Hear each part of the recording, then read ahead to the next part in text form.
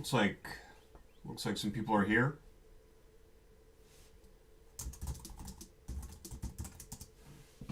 All right.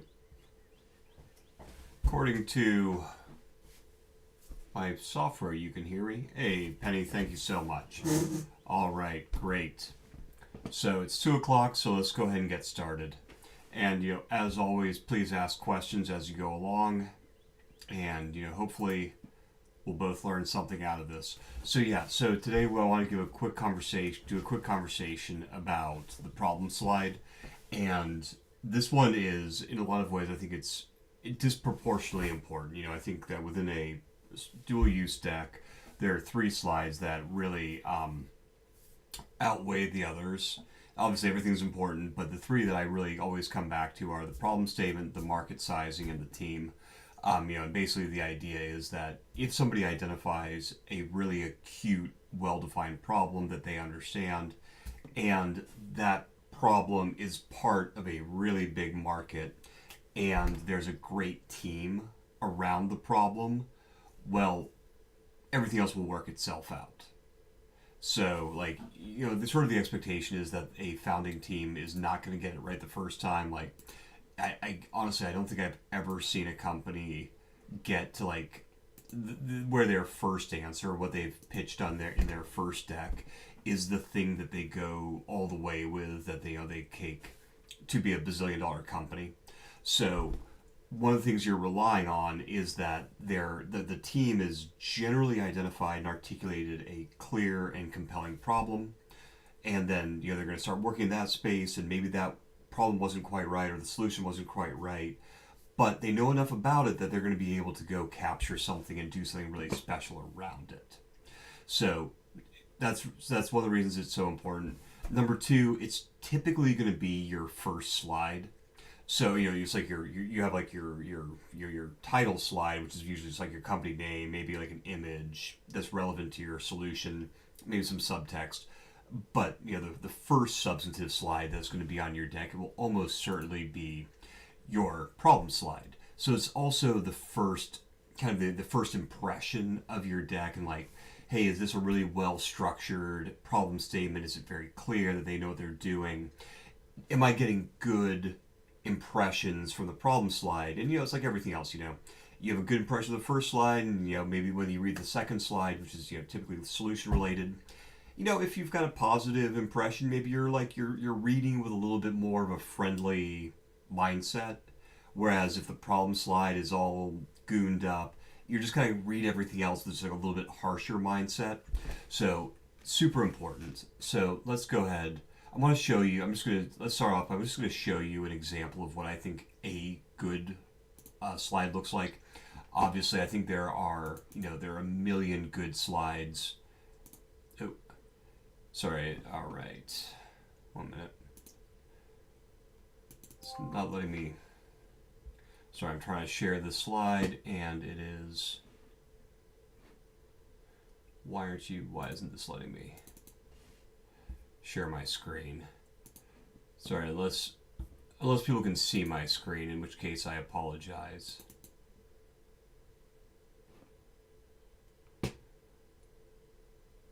I don't know if you can see. Can you see a slide?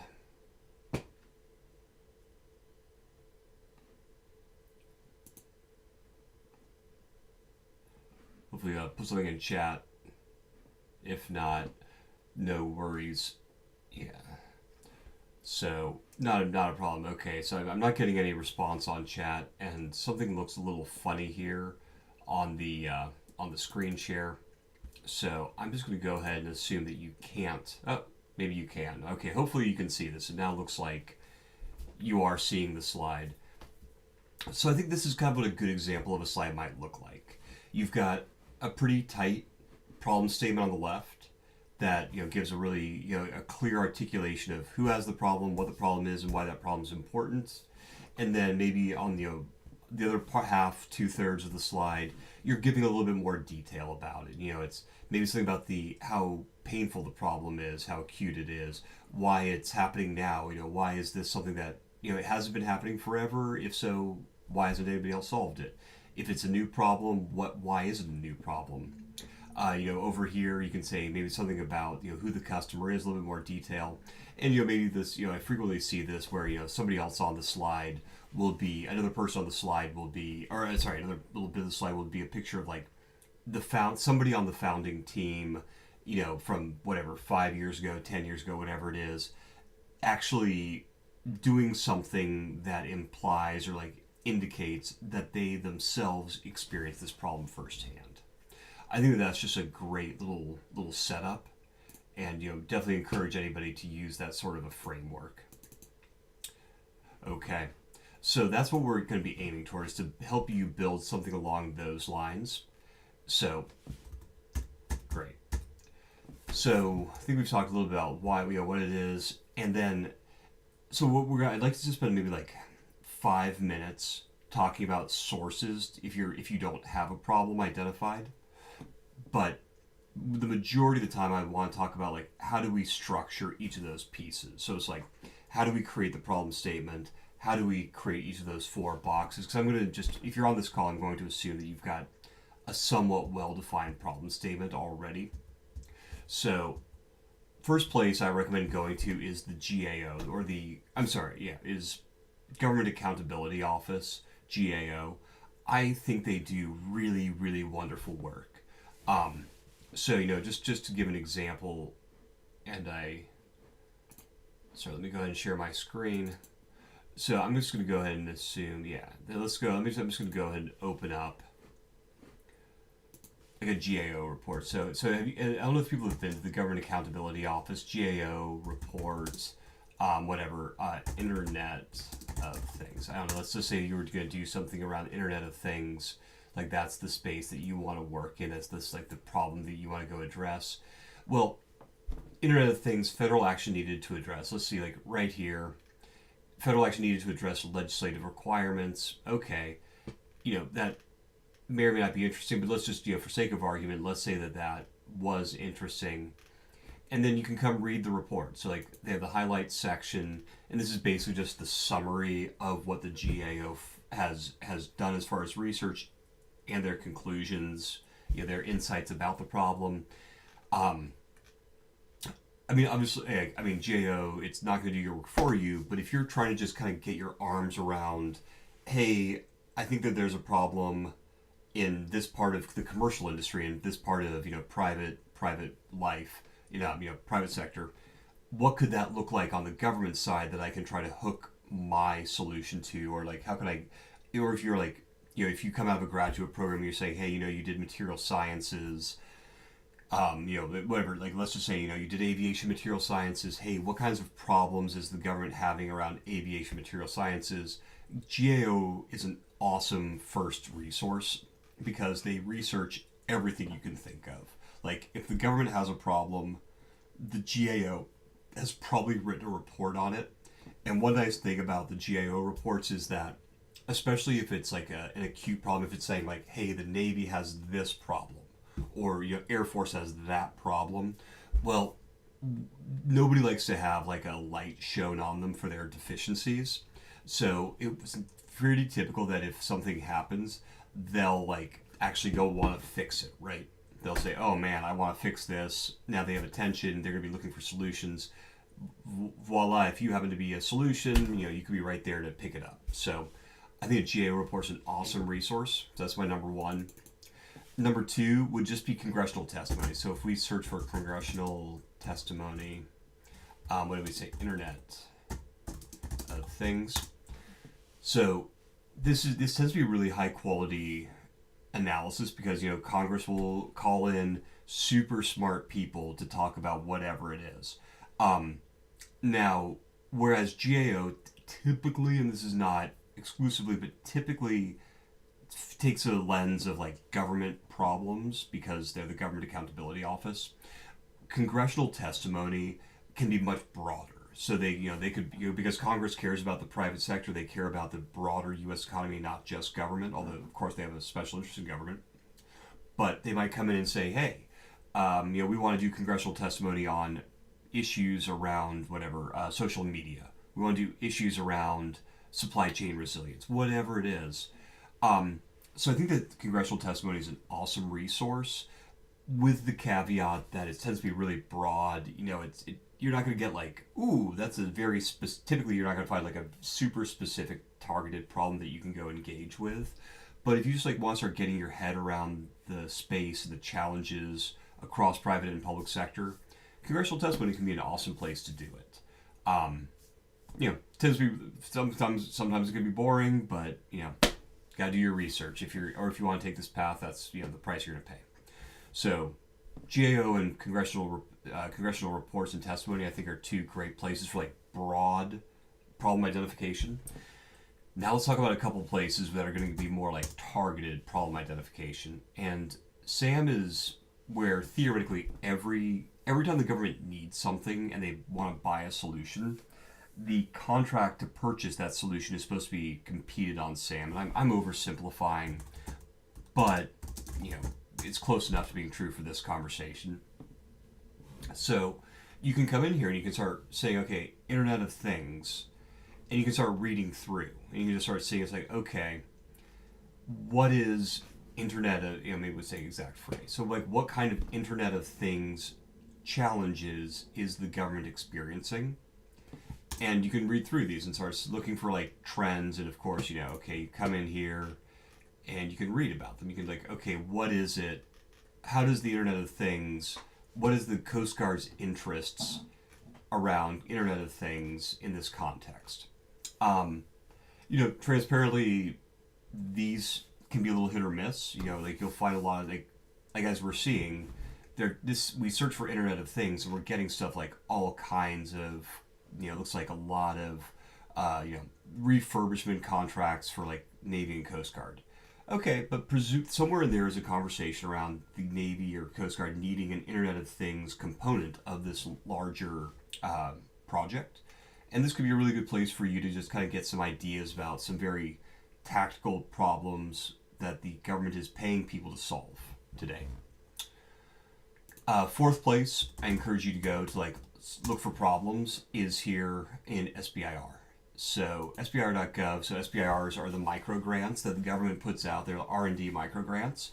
So all of these are by definition a problem that the government has. The government's saying, hey, I've got this problem around something in the Internet of Things space, or any whatever space.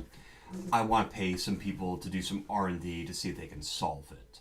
So if we come in here and we say award data, put in Internet of Things, cool, search, and we can start reading through. We can see, okay, so advanced wearable integration and synchronization hub. You can start reading through, something about a cloud-based Internet of Things testing platform. So these are going to be the solutions. So you kind of got to like reverse it to say, this is the solution. What would the problem have been? Well, the problem would have been, in this case, the government needs a way to test Internet of Things enable, Internet of Things devices. Okay, cool. That might give you an idea. It's like, ooh, that sounds similar to what I do. That seems like something I would care about. Let me see about, IoT testing. And that can lead you down like a path to start getting a more focused view on where a problem might lie, that like where there's some overlap between, what you're interested in doing and what it is that the government has a problem that you could go solve. So one thing I would encourage you to think about a little bit is, hey, okay, thank you so much for the, I'm just seeing your notes about me that you can see it now. Thank you so much. So one thing I would encourage you to think about also is like, how big are these problems? Because, if it's like a mega problem, well, it might be too big for you as a startup. Like as a startup, you can't be trying to do everything. You're not going to compete head to head with Apple, or you're not going to compete head to head with Lockheed Martin. You need to find a problem that's small enough that you can actually like focus in, tackle it, and solve it. And then I think like SBIRs and SAM.gov type insights are good for that, like finding the small problems that you can tackle. Whereas the other ones, your congressional testimony, GAO reports, those are the big picture ones. Those are like big headline, multi-billion-dollar typically problems. And so if you can connect those, if you can say it's like, hey, there's like a big mega problem, a big thing they're talking about in GAO congressional testimony, And there's, here are 5 or 6 SBIRs that are like little flavors or little aspects of that larger problem. That's a really awesome place to be because it tells you that there's a big enough problem that, potentially you could create $1 billion startup by solving it, while at the same time saying, hey, there's some like reasonably small little on ramps that you could take to actually like knocks out some early wins, get some traction. That's a classic way to get going into a business. Great. And then you all say the last place to look for problems, and this is kind of obvious, but so many people don't do it because it's hard, is talking to government employees. Like, it's in my experience, government people are really hard to get a hold of and really hard to talk to, but the value of talking to them is immeasurable because like once they start sharing about their problems, you're going to have great insights and you're going to be able to like have that conversation, just go back and forth and say, hey, can you tell me more about X, Y, or Z component of that problem? And that's an awesome, that's the sort of insight that you really need as you start scoping out what it is and start being able to like build that problem page. So cool. So that's just my little spiel about how to find problems and connect big and small together. But I'm going to just sort of assume that if you're here, on this call, then or this webinar, then you already have something in mind. Like otherwise, you probably wouldn't be here. But I want to just take just a minute to talk about, just take a moment to think about self-evaluating your problems. So this is something I see a lot in the decks that I read. They are correct problems. Like what the company writes about is in fact a problem. However, it is not a problem that is big enough or that like anybody's going to act on anytime soon. So just want to talk a little bit. Just wanted to give you this as a way to help you think about like, hey, are you solving the kind of problem that I think is really like has the right characteristics to potentially be successful? So one thing I think about when I'm reading decks is like, okay, is this an urgent problem that they're solving, or like is there a government employee out there for whom this is their like number 1, 2, or 3 problem? Or is it the sort of problem where it's like, yeah, I would like to fix it, but if it doesn't get fixed, well, whatever, nobody's going to get fired. So is it high urgency or low urgency? And then low importance or high importance? The easiest way to think about this is like, is this, like, how do I say this? Is this a moneymaker? Because it's like, yeah, it's a problem, but it's a small problem in the sense of like, nobody's gonna like get like really worked up about it. Then yeah, or like spend a lot of money to fix it.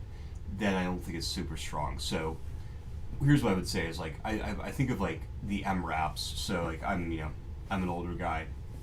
So when I was in Iraq, like a lot of soldiers and Marines were getting killed in roadside attacks, like IEDs going off under Humvees, under other vehicles, and a lot of women, men and women were getting hurt badly, killed even. So saving troops in harm's way is super urgent. Like it's like you can't solve this tomorrow because tomorrow there'll be more people dead. So it's urgent. And is it important? Well, saving troops, I think that everyone inside the military would agree that's a super important mission. Like that's top 3 missions for anybody in the military. So creating a solution to protect troops from these IED attacks, super urgent and super important. That's your MRAP. Then that's a great place to be. If you have a super urgent, super important problem, that's a great place to be. Love it.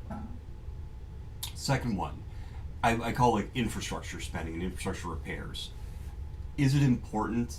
Absolutely. Like if you ask anybody, it's like we have like huge departments, huge amounts of spending. It's like super important. But is it urgent?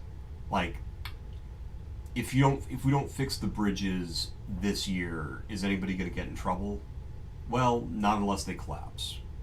So it's like everyone agrees it's important to have well maintained infrastructure, but I think everyone is kind of like, but we can do it tomorrow. Now, is that the right way to think? Probably not. But is it the way that I think people do think? I think it is. Third block we have in the upper left here, we have what I would call low importance, high urgency problems.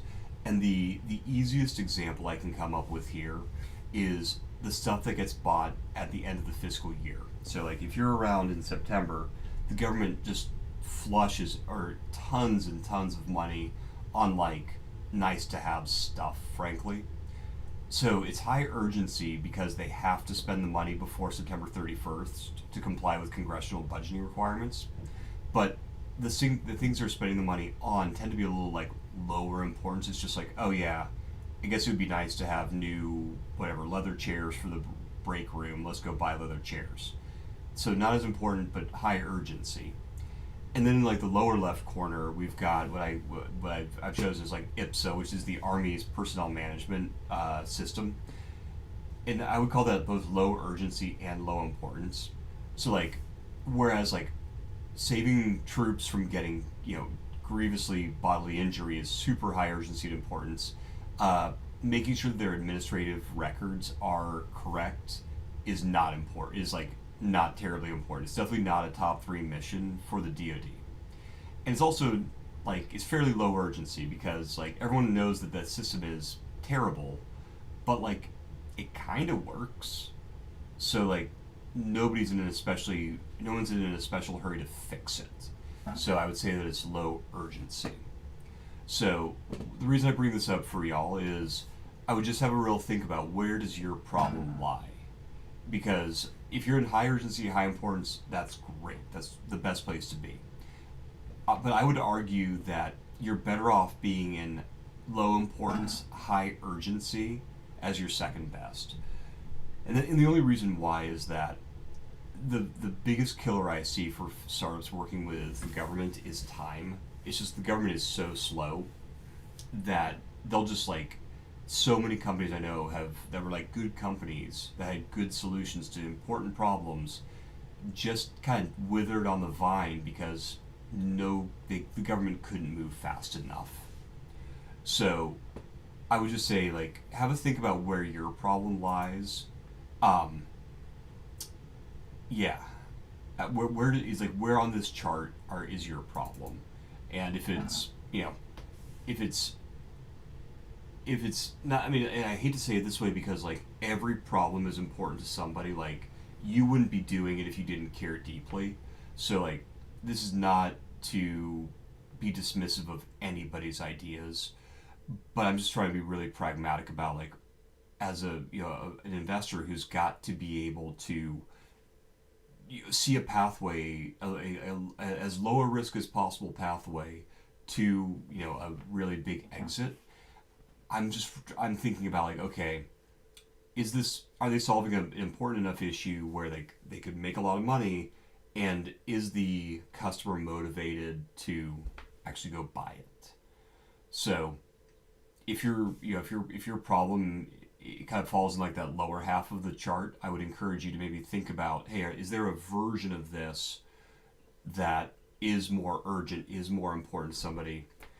Or to rephrase, or to reverse that, can you find a customer for whom the problem you care about deeply is also the problem they care about deeply? So, because like importance and urgency is relative. Like what's important and urgent to one person may not be to another person. So you can do it both ways. You can solve this equation either by changing the problem that you're addressing or by changing the customer you're selling to. But finding a customer for whom your problem is both urgent, or certainly urgent, and hopefully very important is going to be important to getting you funded. Cool. Sorry, I hope that wasn't too long-winded, but it's super. This is critical, and like I see people run afoul of this all the time. Okay. So, with all of that in mind, I just want to talk a little bit about what I think of when I think of like what does a good problem statement look like. When we were looking at the example of what a good slide looks like, it was like the problem statement sort of there on the left. That was the sort of the summary of the problem statement. Just want to talk about some characteristics of what I think good looks like, and then we're going to talk a little bit about how to make your own, how to take what you've been thinking about and turning it into like a really short, concise, persuasive problem statement. So cool. All right. So cool. So here's some tech characteristics. I think that a good problem, not a problem statement, a good problem is really tactical. It's like, especially as a startup, if you think that if your problem is like we're going to solve world hunger, or we're going to, I don't know, change the hearts and minds of Americans, like it's awesome and I applaud all of it, but it's stuff that's so big it's almost impossible for a small business of just a couple people with maybe a couple $1,000,000 to actually move the needle on. So I tend to find that the best problems are super tactical. It's like almost embarrassingly, like boringly focused on a very small thing. But the good news is that if you start with something small and tactical, you can then grow.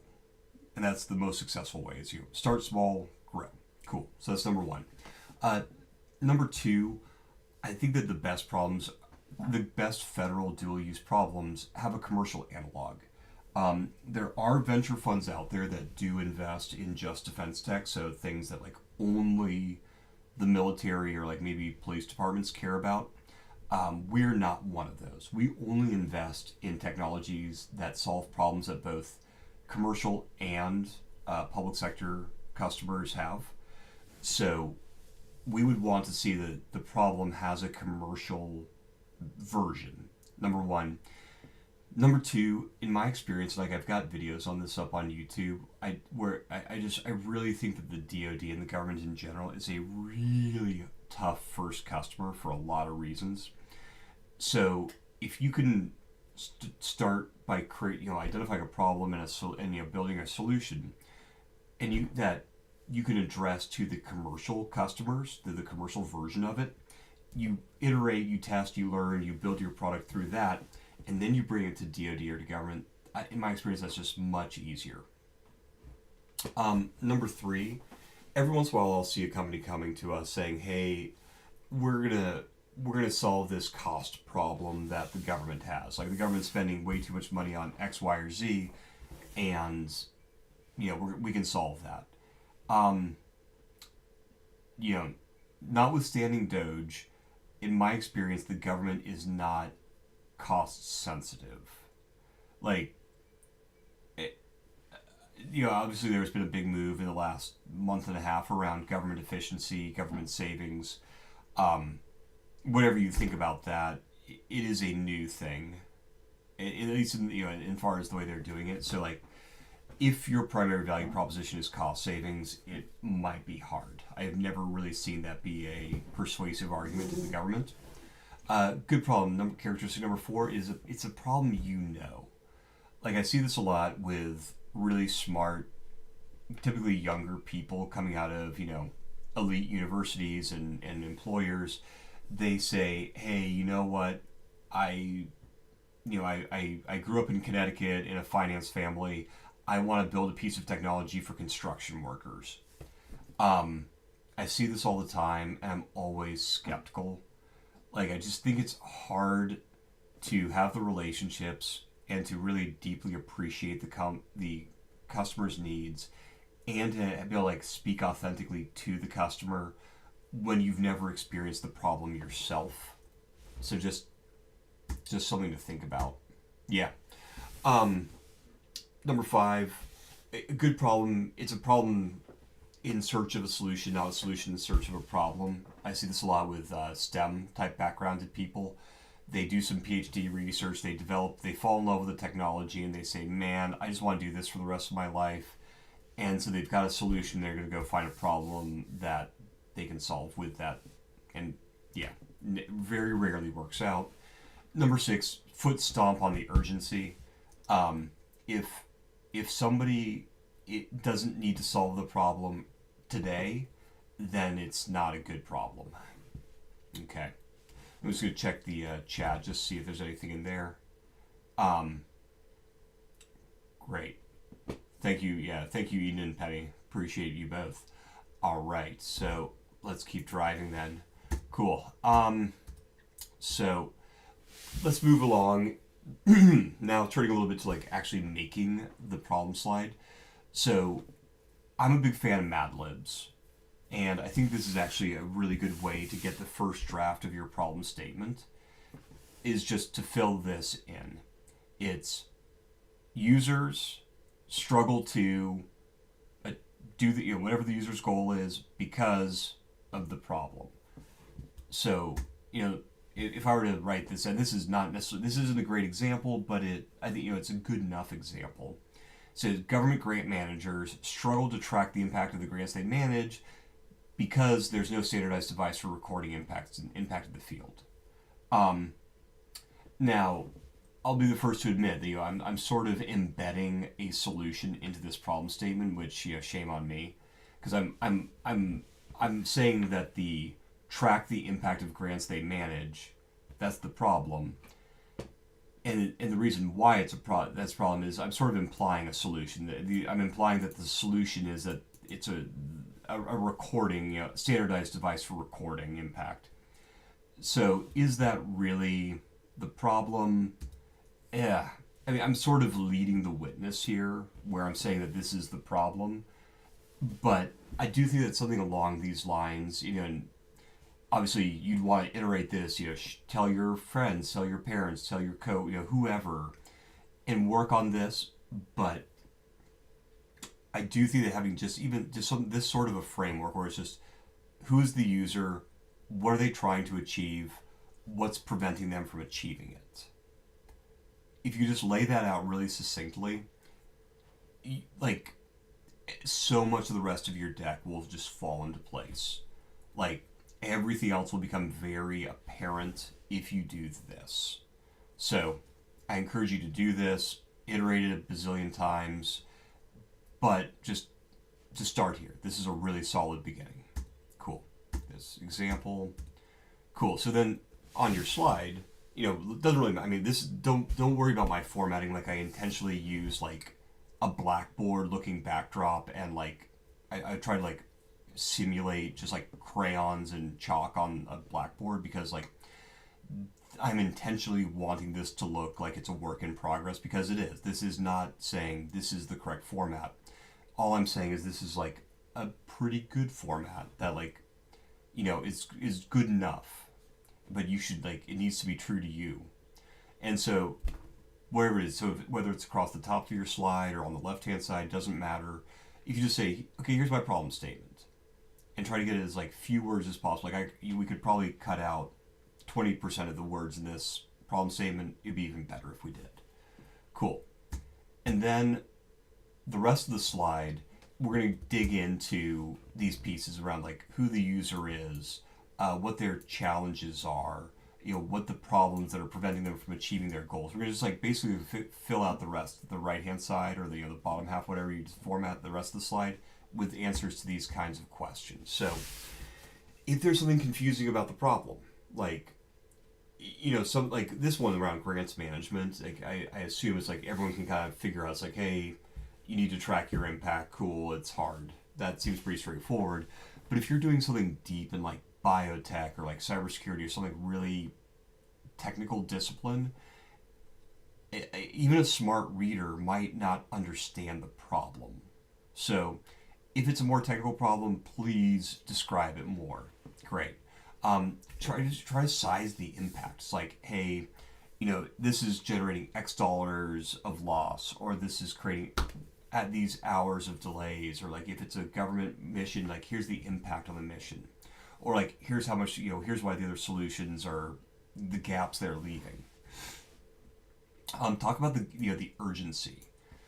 So, like, what is your evidence that the government will address it, the problem will get worse, the current solutions aren't working? Like, some quotes, some call outs here is really, really good.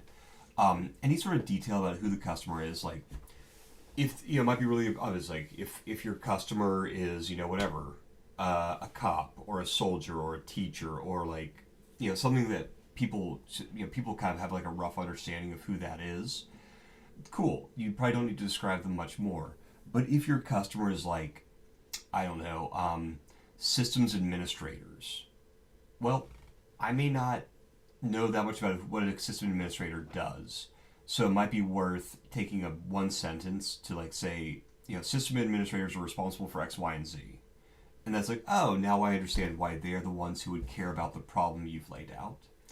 And then number 5, your connection to the problem. I think this is so powerful. Like, I don't, as I read a lot of decks, but like, I only understand, like, I've only lived the life of maybe a few, like 10% of the decks I see, where it's like, I've done a job where I've worked adjacent to the problem that they're addressing. So I'm not necessarily in a position to be able to be like, yes, this is authentic, this is true. But if I see this like, oh wow, this person spent 20 years as the user, now I'm like, okay, they probably know what they're talking about, so I'm gonna take it a lot more credit. It's a lot more credible. So yeah, so like here's how I just sort of organized that data into like a very rough version of this could look like. So it's like, hey, here's the problem statement on the left. Here's a little bit about the sizing. It's like, okay, and by the way, these are all made up numbers. Please do not hold me to any of this. So like, basically the size of the problem is like, well, the government gives out tons of money in grants, but right now a very small percent is tracked. Okay, that helps me quantify to size the problem. Cool. The next question might be just like, well, why do we care about it now? Like, what's changed that people are willing to solve it? And I made this up, like 2020 legislation requiring the grants provide impact metrics. Great. Not true, but it's that sort of idea where it's like, hey, there's something has changed, so that whereas before it was a problem that nobody cared about and not urgent, now it's a problem that is urgent because of this legislation. Just something about maybe this is kind of repeating what it was in the problem statement, so that's maybe I could probably do better on this, but maybe just like a little bit like a sentence about like what it is that grant managers do, that one of their responsibilities that this ties to. And this is hypothetically me in the lower right, it's hypothetically, it's like picture of one of the founding team members in their office, in the field, whatever it is, doing something, and it's like, oh yeah, this is back when I was working in this area, having to be a grant manager. Cool. That's like, to me, a pretty good slide, because it articulates the problem, it quantifies it, it shares the connection, it gives them authenticity, and I think that's a really strong place to start your deck. So let me just check the chat real quick. Cool. All right, looks like we're good on the chat. So now that we've gone through like what I would consider to be like the theory, I'm just going to jump into, so a couple of companies were nice enough to to give me permission to share their problem slides. So I'm just going to spend a few, maybe like 10-15 minutes going through their problem slides, talking through, sharing what I think works or could be better on their slides. Give you a few minutes for questions, then we'll be done at the top of the hour. All right. Okay, cool. Deck number 1. So this is a problem slide from a biotech company that's trying to grow organs for transplant. And this is what I wouldn't call this a problem slide exactly, but this is their first slide. And I would call it sort of an executive summary slide. So it's basically like the highlights of their entire deck boiled down into one slide. And so I think this is, great way to, some people like the executive summary. I think it's great. It's great. Nothing wrong with the executive summary in general. And here's the problem they articulate. Only 10% of global organ demand is met. Wow. I love that. It's a compelling problem statement, right? It's like, whoa, there's a giant demand and it's not being met, and that's like really impactful for those individuals who are not getting the organs that they need, right? So So overall, that's really good. I think my even better ifs on this slide would be, I'm a big believer in visualizing data. So like, I think like I would like to maybe instead of saying 10%, I might show that as a pie chart, because like seeing that only 10% of a pie chart is filled in, I don't know, I just feel like it really jumps off the page more. Um, I just think that people interact with numbers in visual, like in charts, more effectively than written out like this. That's number one. Number two, this is kind of written in the passive voice, where it says like only 10% of global organ demand is met, which is accurate. But I think that they could probably write this in a little bit more like persuasive, compelling way by saying something like, um, only 10% of people who need life-saving transplants get the organs they need. That we could definitely say that more efficiently. Like we could definitely say that more concisely. But I would frame the problem around the person who has the problem, because like as a reader, it's like as a potential investor, you're reading in the sense of like, oh wow, that could be my parents, that could be my children who need the organ, and only 10%, there's a 10% chance they'll get the organ they need. Oof. Like, that hits home. And it also like ties it back to somebody who frankly is in a position to pay. Like, organs aren't going to pay. Like, organs don't have money. People have money. And so I would just reframe this problem statement on the people rather than the organ supply. So yeah, that makes sense. But super effective slide, and it definitely gets the point across. This is the next slide, and this was a couple, and this is their like, I think this is more of like the more detailed version of their problem slide, and which is that tissues are complex. And while that is absolutely, I'm sure that's true. I am not a STEM person at all. I'm not a biologist or anything related to this at all. But like, tissues are complex. I absolutely believe that. The challenge I have with this slide is I don't know what to do with the information. Like, it's just, I kind of want to say, so what? It's like, okay, tissues are complex, and as a result, organs, nobody's been able to grow organs in a lab. Like, is the problem that organs are complex, or is the problem that nobody's been able to grow an organ, or like, they have all these different cells at the bottom. Is there like one of those cells in particular that's hard to grow? Is like, I just don't quite know what to do with this, because there's not like, it's not like you can come back and say our solution makes tissues non-complex, or you could, I guess presumably you'd see it's like our solution is able to handle complex tissues. But it's just such a broad problem statement that I find it kind of leaves me not sure what to do with the information. So very much encourage you to have like really tactical, like really tight problems. That way you could have like a really tight, focused solution. And keeping in mind that there's a very good chance that you're going to send this deck into like an email address, and your deck needs to be able to like stand alone without you being there to brief it. So yeah, those are my thoughts here. Cool. This next one was a cybersecurity company. And yeah, a couple things I like about this problem slide. First thing I like is that it's very concrete. Like, it's not like an abstract theoretical problem. It's like, no, there was a ransomware attack that shut down the East Coast's biggest gas pipeline. Wow, okay. That is very specific. It's like, and a lot of people remember it. And like, I remember when this happened, and you have like these great pictures of being out of gas and gas lines, and like, yeah, it's extremely real and grounded, which I love. I think that's really, really powerful. Um, I think the even better ifs to me is like, oh, I'm sorry. One other thing I really like about this is the 17 states affected. Like, I like the quantification. It's like, it's not just, it's like demonstrating just how big a problem it is. That's great.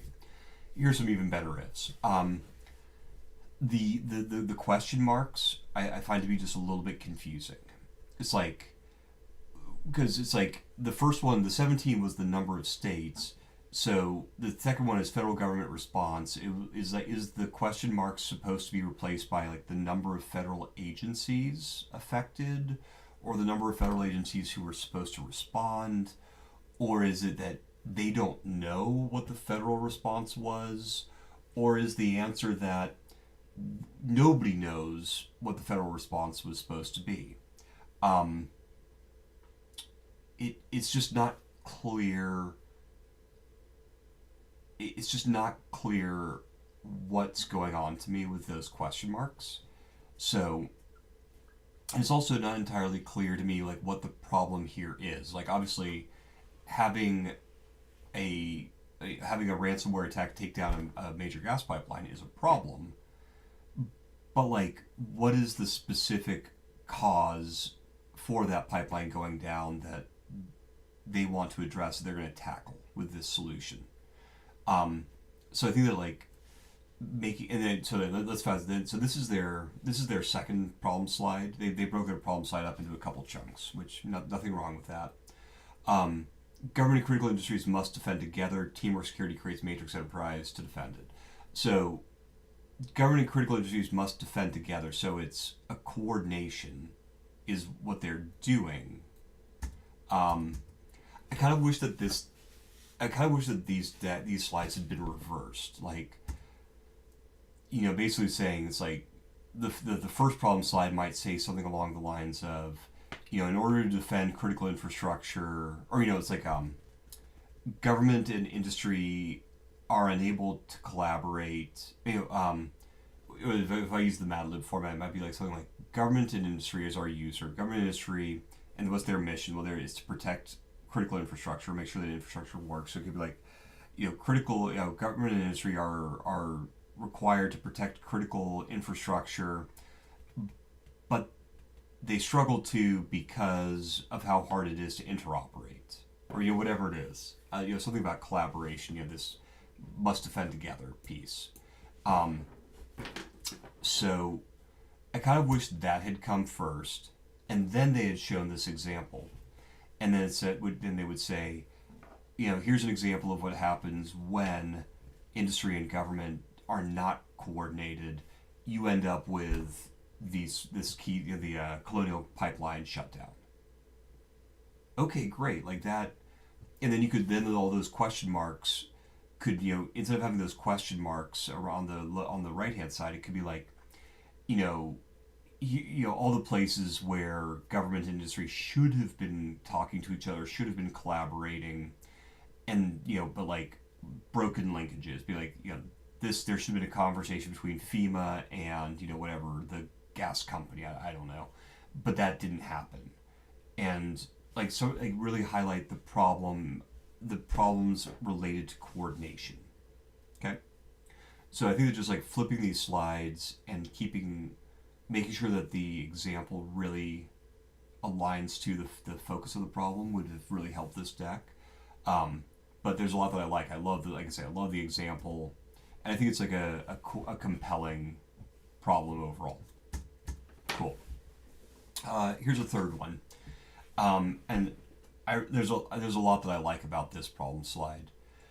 So on the left-hand side, we've got, current methods are inefficient, making hydrogen costly. Okay. Things cost a lot. That is almost always a problem. Bullet point number 2, 50% energy wasted as heat during hydrogen production. All right, wasting energy is, that sounds like a bad thing. Department of Energy's 1 kilogram target squared by 2031 is impossible with current technology. That also sounds like a problem. So good. So like three problems. all related, but like three problems. And then on the right hand side, we have a chart showing like the magnitude of the problem, like the severity of the problem. So there's, like I said, there's a lot that I like about this. So like I love that they're showing the magnitude and the consequence of the problem on the right, and they've got like a nice little like layout of the elements of the problem on the left. So I think that's really great overall. Like I like this slide a lot. Here, just like my thoughts on like an even better if for this one would just be to like help me be sure that this is connected, or if they are connected, like is sorry, I'm sorry. Let me rephrase that. Help me understand that these are the most important things to this problem. Like, like they're making the assertion that like current methods are inefficient, making hydrogen costly. Okay, well, is inefficiency actually the thing that's making hydrogen costly? I just don't know. So like here might be a great place where if you could find it, if you could have like a pull quote from like some, I don't know, Department of Energy or whatever it is, a report that says, the three biggest drivers of hydrogen cost in America today are, process inefficiencies, energy waste, as heat, and whatever the other issues are. Like it, like what they've got here, I think is totally adequate, good enough. Will like nobody's gonna bat an eye, and like nobody's like, this is a an A slide in my mind.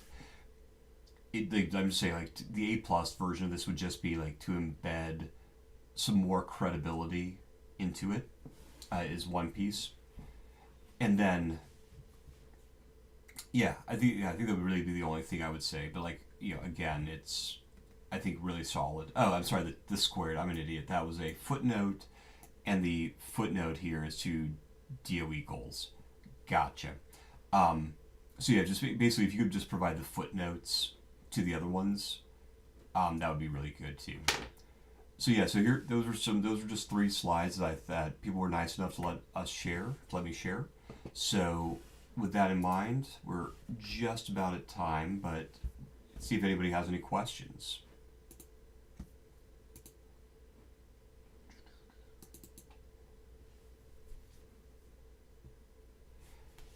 And if you don't have any questions, please, if you don't mind, liking the video, it actually really does help. So yeah, please like, and yeah, thank you so much. But like I said, I know there's a little bit of a time delay between me talking and you hearing it, so I'll hang out for a minute.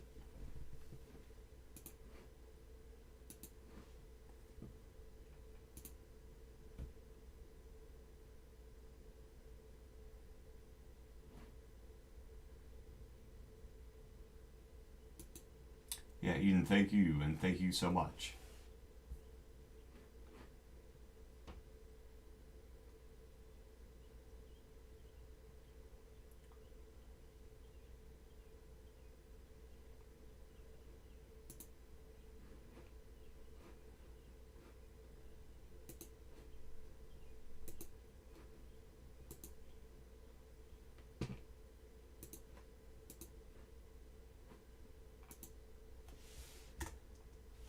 All right.